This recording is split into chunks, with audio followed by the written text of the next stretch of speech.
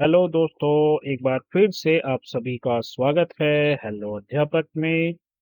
अब तक मैं क्लास 5 के 3 क्वेश्चन पेपर्स अपलोड कर चुका हूं। उसी सीरीज में ये चौथा पेपर है जो कि है मैथमेटिक्स का। तो टाइम वेस्ट नहीं करेंगे, सीधा चलेंगे पेपर की तरफ और इसको सॉल्व करेंगे। यहाँ पर आपको दिखाई दे रहा है कि ये 40 मार्क्स का पेपर होगा और इसके चार जो है knowledge, understanding, ability to compute और प्रॉब्लम सॉल्विंग एबिलिटी, ये चार इसके पार्ट्स हैं।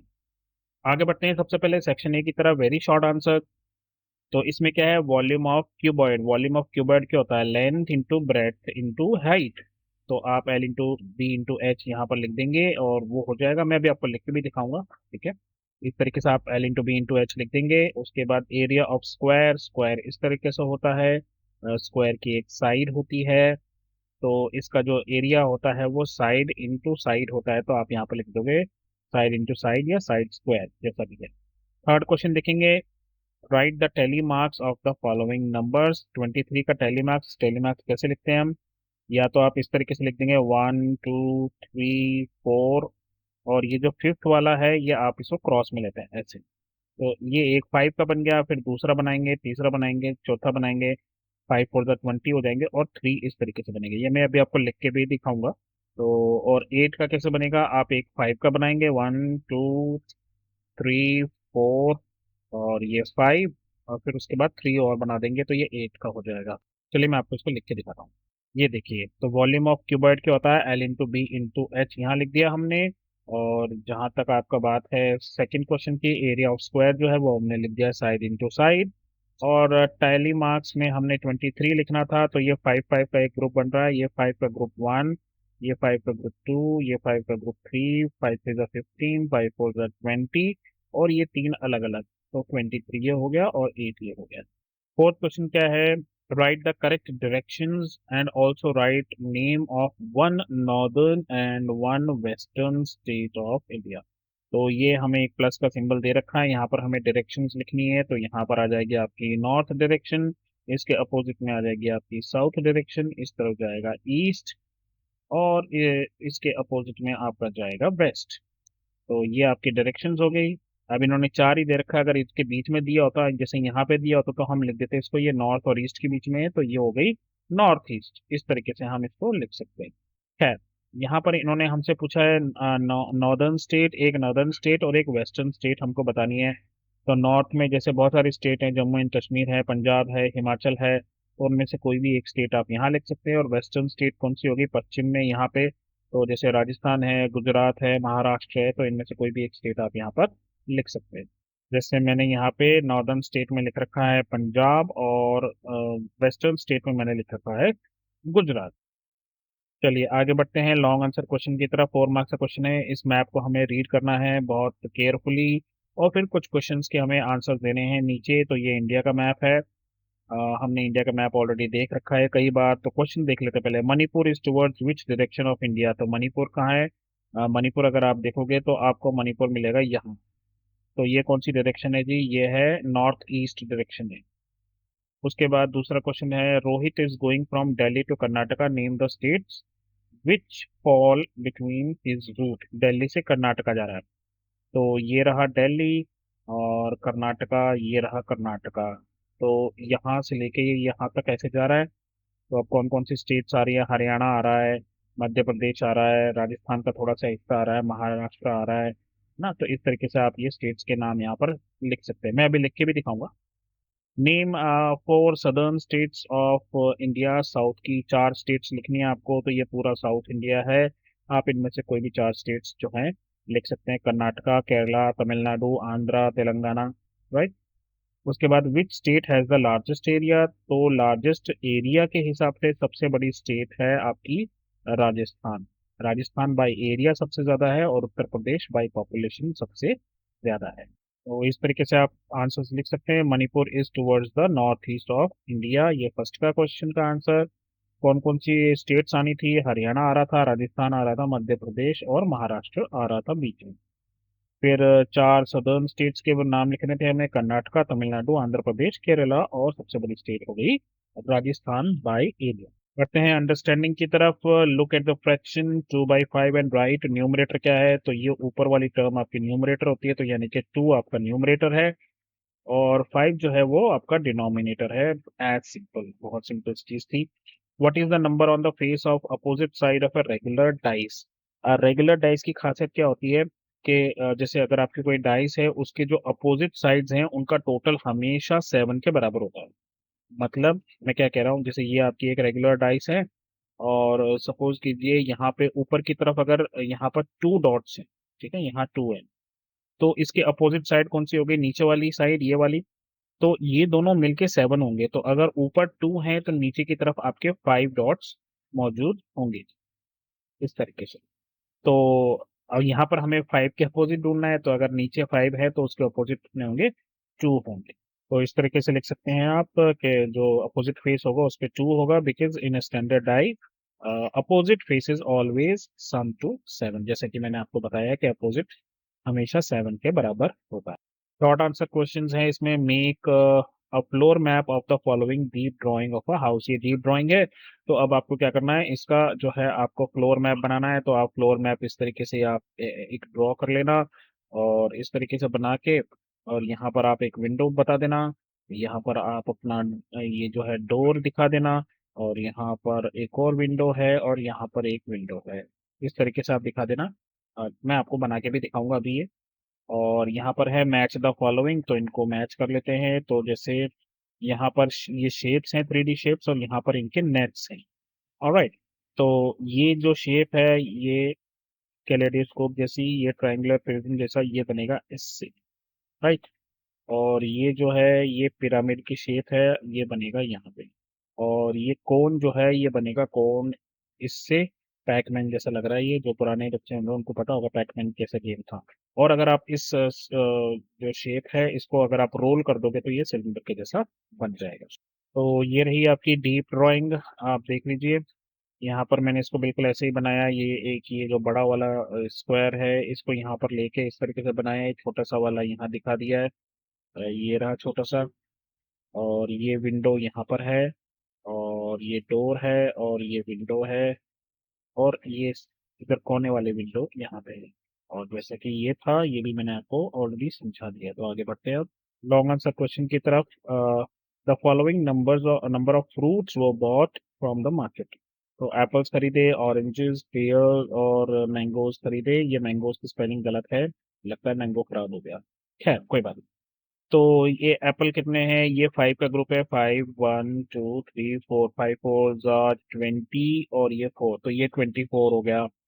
और इसी तरीके से ये कितना हो गया, 1 2 3 4 5, 5 5 25 और 1 26। और ये कितना हो गया जी, 1 2 3 4 5, 5 5 25 एंड 4 29 हो गया। और लास्ट में हमारा बचा मैंगो, इसकी ई कैंसिल है, मतलब ई नहीं है इसमें। ये 1 2 3 15 और 2 17 का खतरा। तो ये हो गए मैंगो। अब इस बेसिस पे हमें कुछ क्वेश्चंस के आंसर देने हैं। Which fruit was bought in the highest number. सबसे ज्यादा क्या खरीदा गया, तो आप यहाँ लिख दोगे जी पियर्स जो हैं, पियर्स जो हैं वो खरीदे गए थे सबसे ज्यादा। How many pears bought from the market, कितने खरीदे गए थे, तो 29 आप यहाँ पे लिख देना। Which fruit was bought in least number, तो सबसे कम क्या खरीदा गया, मैंगोज बिना ई वाला, तो वो यहाँ पर लिख देंगे हम। और कॉस्ट ऑफ मैंगोज, अच्छा ये वाला मैंगोज ठीक है, यहाँ पे cost of all the mangoes is ₹117, then what will be the cost of one mango. अब देखो यहाँ पर मैंगोज कितने हैं, 17 मैंगोज हैं, और 17 मैंगोज की कॉस्ट कितनी है, 170।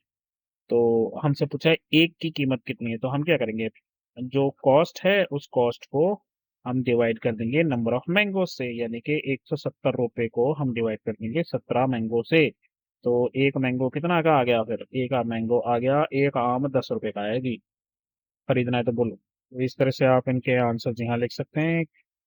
ये पेयर, ये 29, ये मैंगो, और ये 170 को 17 से डिवाइड किया, तो ये आ गया 10। आगे बढ़ते हैं एबिलिटी टू कंप्यूट में। वेरी शॉर्ट आंसर में 3/4 of a rupee, 3/4 rupee is equals to how many paise. तो एक रुपी में कितने पैसे होते हैं जी, 100 पैसे होते हैं। तो इसका 3/4 निकाल लो। तो 3/4 का मान निकालने का मतलब ये हो गया 3/4 इससे मल्टीप्लाई कर दो आप इस तरह से।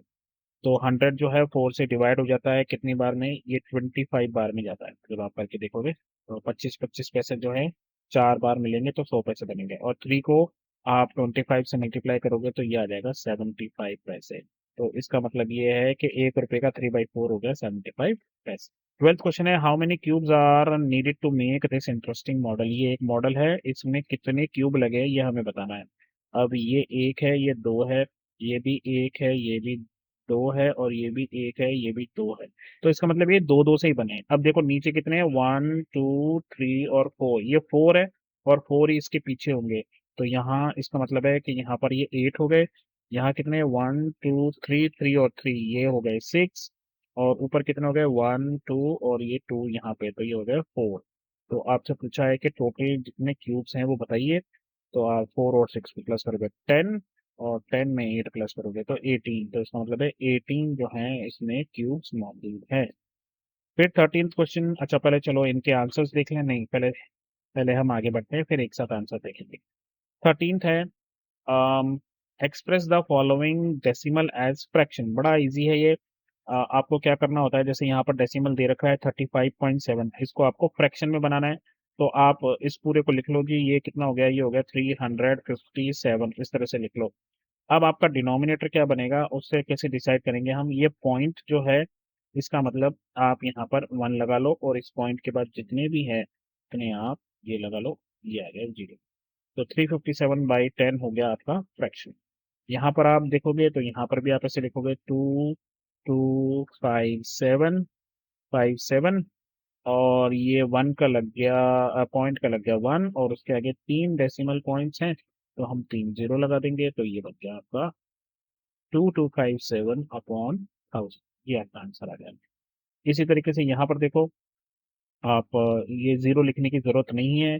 तो पीछे क्या बचा, फिर 17 बचा, और डेसिमल का आ गया, इस डेसिमल का आ गया 1, और इसके आगे कितने हैं 1 2, तो यहाँ पर 2 जीरो लग गए, तो ये आ गया जी। और 2.9 को हम लिखेंगे 29/10 लिख देंगे। तो इस तरीके से आप इसके आंसर्स लिख सकते हैं। तो ये रहा यहाँ पे मल्टीप्लिकेशन, जैसे कि आप देख सकते हो यहाँ पे ये पूरा मल्टीप्लिकेशन मैंने करके दिखा दिया है आपको। 5 5 25, कैरी 2, 5 9 45, और 247। इस तरीके से आप ये करके देख लेना। जहाँ तक डिवीजन का सवाल है तो यहाँ पर देखिए, यहाँ पर नंबर है 3705। तो आपने पहले 37 लिया, और 15 का टेबल आपने रीड किया, 15 2 30 होता है, तो ये 30 लिया है आपने, 37 में से 30 माइनस किए तो 7 बचा। फिर ये जीरो आपने ऊपर से उतार लिया, यहाँ पर आ गया 70। तो 15 का टेबल फिर पढ़े, 15 4 होता है 60, तो 70 में से 60 गए तो 10 बचे, फिर ऊपर से ये 5 उतार दिया, और ये हो गया 105। और 15 का टेबल जब हमने 7 तक पढ़ा तो वो हो गया 105, और ये पूरी तरीके से डिवाइड हो गया। चलिए प्रॉब्लम सॉल्विंग एबिलिटी भी देख लेते हैं। वेरी शॉर्ट आंसर है, the perimeter of a triangle of sides 4 3 and 2। तो कोई एक ट्राइंगल है जिसकी एक साइड 4 है, दूसरी साइड 3 है, और तीसरी साइड 2 है सेंटीमीटर्स में।